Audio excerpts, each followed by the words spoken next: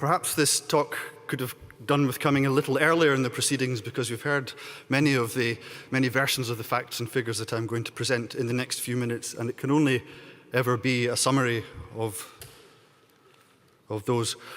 Where I come from is similar to this graduate of my own university, the University of Glasgow, Lord Kelvin, who said one's knowledge of science begins when he can measure what he is speaking about and express it in numbers. And that's not just science, that's health and policy.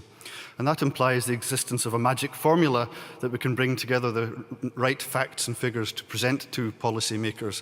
Of course, no formula exists as such, but if it did, then it might have some of these components. We would tell our colleagues in policy, what is chronic pain? Why is it important? And what do we need to do about it? Well, in the next few minutes, I'm not going to cover that in any detail, but starting with what is chronic pain, I'm sure we're very familiar with these definitions from the International Association for the Study of Pain. I won't go over them with you, but I think they're excellent definitions that cover the breadth and the holistic approach that we need. The important thing about chronic pain that people need to understand it is that it lasts beyond normal tissue healing time and therefore is pathological. Whether or not it's a disease, it's pathological and therefore needs addressing.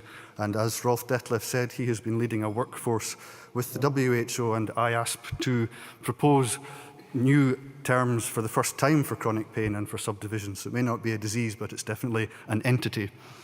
And that's the starting point. We're familiar now with, if we talk about prevalence, we're familiar with this most cited study, which finds a prevalence across Europe of 19%, but that hides a range and variation of, I think it's 13% to 30%, and that roughly works from south to north. So the more north you are, the more painful you are. But it's not just the prevalence and the variation, it's the fact that most people who have chronic pain have it for at least 5, and actually almost half of them have had it for at least 10 years by the time they report it in this survey, so it's long lasting. We did our own study in Scotland and found, with a different definition of prevalence, of severe chronic pain, by which we mean chronic pain grade 4 in the von Korff scale, which is intense, severely disabling, severely limiting chronic pain, and the prevalence was 5.6%, roughly equivalent to cancer, diabetes, heart disease. And this is a map that I use to show my colleagues in government and in the NHS the actual numbers of people across the regional health boards in Scotland that are suffering. In Scotland, with a population of 5 million, that's 267,000, or roughly the population of Aberdeen and Inverness combined. And when I was a GP in Aberdeen, sometimes they all seemed to be there. If we were to translate that 5.6 prevalence to the 28 EU countries, then that would work out as 28 million. These are the figures based on validated questionnaires in a postal survey. Of course, that again will hide a great range and variation, but these are the kinds of numbers that we need to be dealing with. As we've just heard, it's a growing problem. This is a diagram from a slightly different definition, but it shows that the prevalence of chronic pain increases with age. It's a condition of older age, and not just the prevalence, but the older you are, the more likely the pain is to be severe, chronic pain grade 3 or 4, so it increases in prevalence and severity with old age, and that's important because of the changing demography. So here's the population pyramid from just over 100 years ago in Scotland, similar to most countries in Western Europe, with the nicely tapering off sizes as we get older. This is how it's projected to be in 2031. It's like the Titanic coming towards us. And if I'm lucky enough to be still here in 2031, I'll be occupying that bulge in the 60 to 64 age group. And that brings with it the rise and rise of chronic diseases, many of which include pain, many of which are important comorbidities of pain. And it also means chronic pain itself will increase irrespective of underlying diagnosis. And this is the challenge, if not the disease, of old age, and it's why policymakers need to be aware of it. So what about the impact on health? Well, this has been referred to already this morning. This study expresses it better than anyone else can.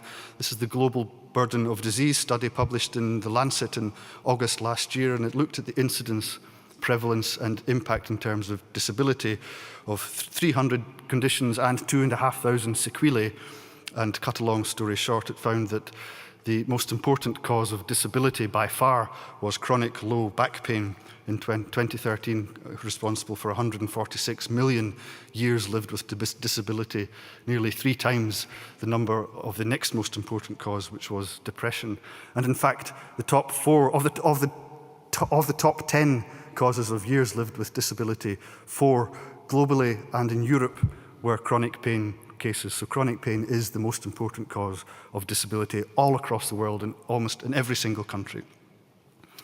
This is its impact on health. If you measure it using the SF36 in 8 health domains, where a score of 100 represents maximal health, you can see that people with severe chronic pain grade 4, score low or very low in every single dimension measured. And these figures can be replicated in any epidemiological study you choose to look at. And it's not just that it's ill health, it has an effect on mortality. Chronic pain does kill you, or at least it's associated with increased mortality. We followed our cohort up over 10 years and found that those who had reported severe chronic pain at just a one-off reporting were almost twice as likely to be dead 10 years later after adjusting for age and sex and social class as those people who reported no chronic pain or mild chronic pain.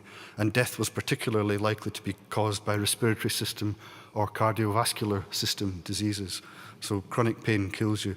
And this, I won't spend time on this because there isn't time, but just to highlight that chronic pain is also the most important comorbidity of every other long-term condition that you measure here. It's a quarter of the people that have these other chronic conditions also have chronic pain, so it doesn't occur in isolation. It makes it complex to treat. What about the impact on health services then? Well, for example, one study in the United Kingdom calculated that there were 4.6 million GP appointments per year across the United Kingdom for chronic pain, and that was equivalent to 793 full-time GPs. It's hard enough to get one new full-time GP appointed these days. Imagine trying to find 793 or being able to free up 793.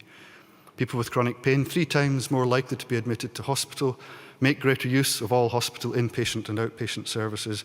And then the one that's particularly topical just now, certainly where I am, is the rising cost of analgesic prescriptions. And that's illustrated here in this paper published last month in The Lancet, which compared opioid prescribing in a period 2001 to 2003 compared to a period 10 years later. And you can see the darker green bar graph shows that the number of doses per million population has more than doubled in most countries, and it's also unequally distributed. This is the United States on the left, Western Europe, and Oceania and other places. And within Europe, these are just illustrative examples, but you can see the variation across the countries in Europe, but also that the rate is doubling or tripling in this 10-year period.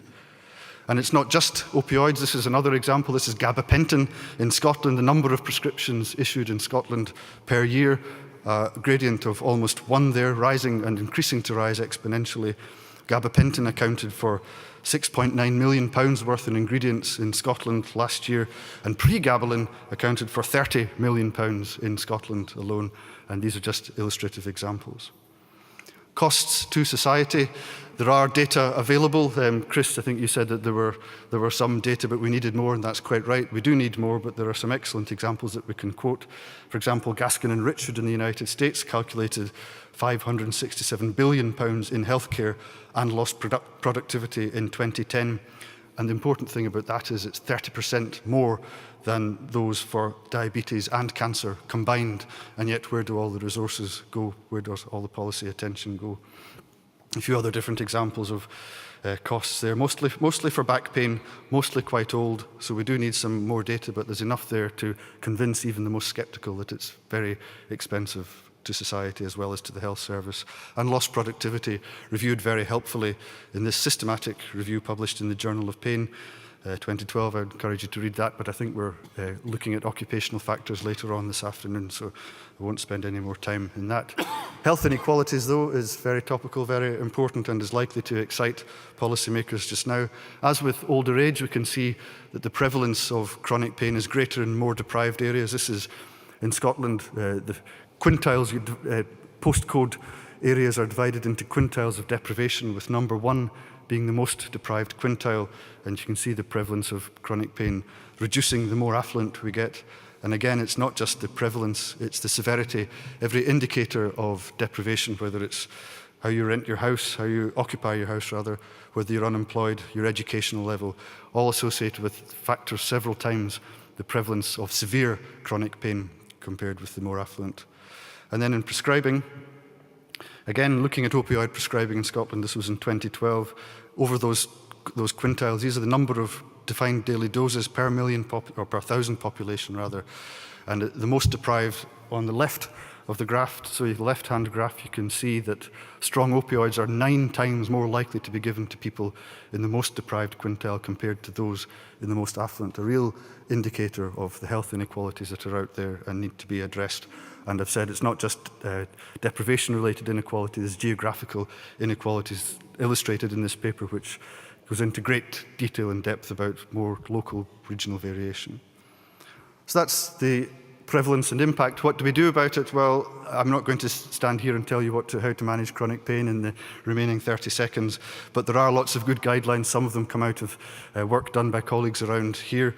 When I first came and presented to SIP, I said we were hoping to write the first comprehensive evidence-based guideline for managing chronic pain. We've now done that, and it's published. It's the Scottish Intercollegiate Guideline Network, which is available to all internationally online, and it does looks at all the different dimensions, pharmacological and non-pharmacological, looks at the current evidence, or evidence as it was at the time, and I would like to recommend and endorse that for use in non-specialist settings, meaning primary care and general hospital physicians.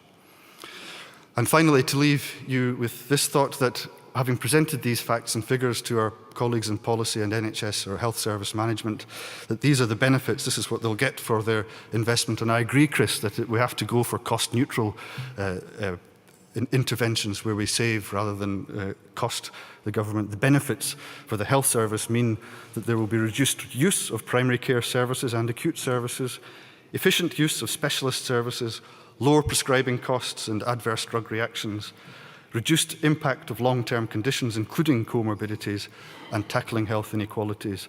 And last but not least, there's the benefits for people with chronic pain, which include increased employment and productivity and better, longer life with less isolation.